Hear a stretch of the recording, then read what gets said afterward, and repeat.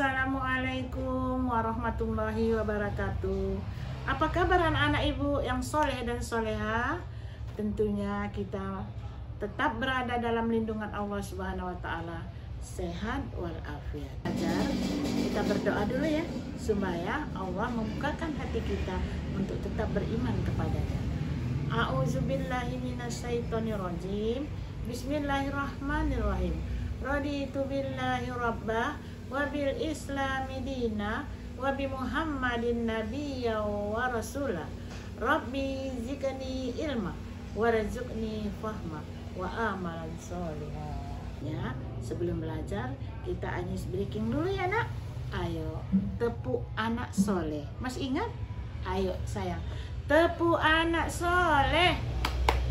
Aku anak soleh, rajin sholat, rajin ngaji, orang tua disayangi, ibu guru dihormati, cinta Allah sampai mati, la ilaha illallah Muhammad Rasulullah.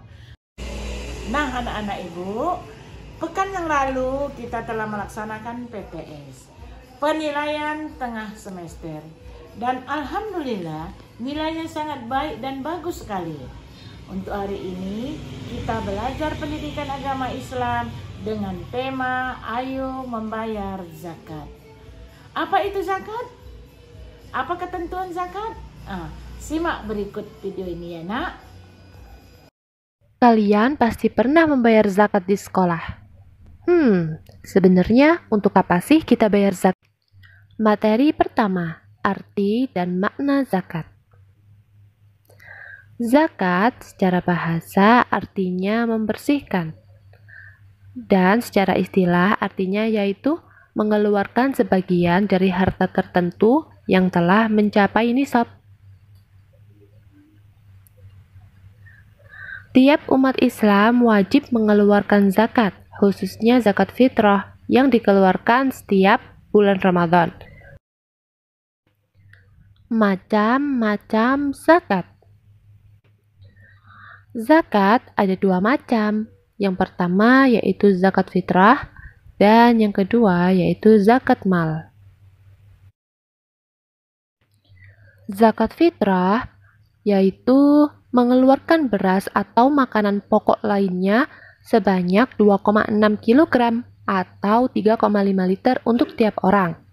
Waktu mengeluarkannya yaitu sejak tanggal 1 Ramadan hingga menjelang sholat Idul Fitri.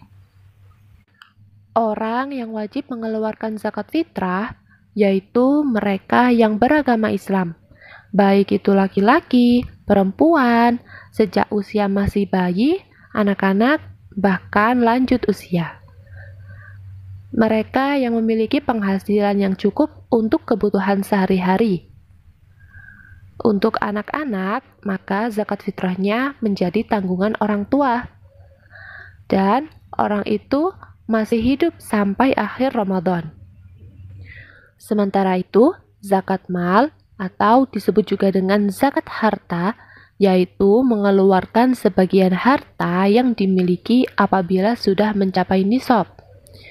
Nisab adalah lama waktu suatu harta menjadi milik seseorang dalam jumlah tertentu. Zakat mal atau zakat harta dimaksudkan untuk membersihkan harta yang dimiliki, karena di tiap harta kita ada hak orang lain.